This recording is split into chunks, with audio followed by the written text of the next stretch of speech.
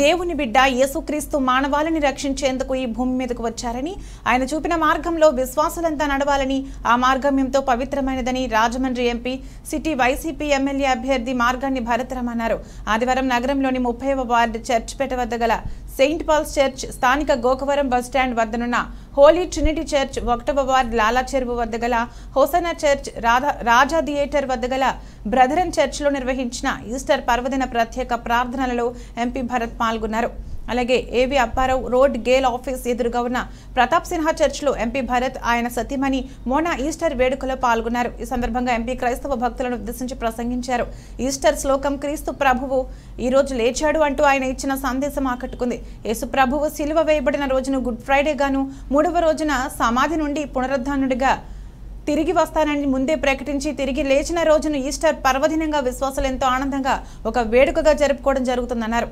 1965 సంవత్సరంలో 12,000 people came for the prayer meeting. 12,000 మంది జనసమూహము ఆ యొక్క మీటింగ్ వచ్చి ఉన్నారు. After 20 years when this young boy started preaching the ground, ఆ యొక్క 20 సంవత్సరాలు గతించిన తర్వాత ఆ యొక్క యవనస్తులైన వారు so people came for the meeting.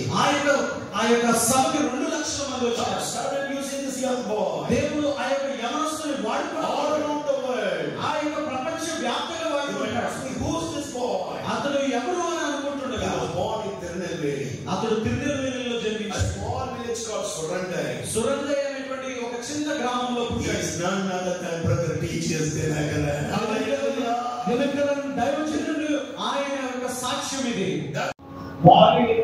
మన ప్రభువైన యేసుక్రీస్తు నామపేట మీకందరికీ యేసుక్రీస్తు పునరుద్ధాన పండుగ శుభాకాంక్షలను తెలియపరచుకుంటూ ఉన్న 2000 సంవత్సరాల క్రితం ప్రభువైన యేసుక్రీస్తు మన కొరకు జన్మించి 33.5 సంవత్సరాలు జీవించి మానవాళి కొరకు, మానవాళి యొక్క పాప ప్రాయశ్చిత్తము కొరకు ఆయన సిలువలో వేలాడి, ఆయన సిలువలో తన యొక్క రక్తమును అంతా కూడా కాచి మరణించి ఉన్నాడు. ఆయన రక్తం ద్వారా మనం విమోచింపబడి ఉన్నాం. ఆయన రక్తం ద్వారా మనం రక్షింపబడి ఉన్నాం. ఆయన రక్తం ద్వారా మన పాప ప్రాయశ్చిత్తం మనకి కలుగుతూ ఉంది. ఈ యొక్క దినాన్ని మన ప్రభువైన యేసుక్రీస్తు తిరిగి లేచిన దినము, ఆ యొక్క దినాన్ని మేము ఉత్సాహించుకుంటూ ఉన్నాం. ప్రభువైన యేసుక్రీస్తు చనిపోయి సమాధి చేయబడిన తరువాత 3వ దినాన్ని ఆయన సజీవుడిగా తిరిగి లేచి ఉన్నాడు. సజీవుడైన యేసుక్రీస్తును ఆరాధిస్తూ ఉన్నాం. సజీవుడైన యేసుక్రీస్తును మహిమపరుస్తూ ఉన్నాం. ఇక దినాన్ని ఉత్సహించుకుంటూ ఉన్నాం. ప్రభువైన యేసుక్రీస్తు యొక్క దీవెనలు, ఆశీర్వాదములు మీకు అందరికీ కలుగును గాక.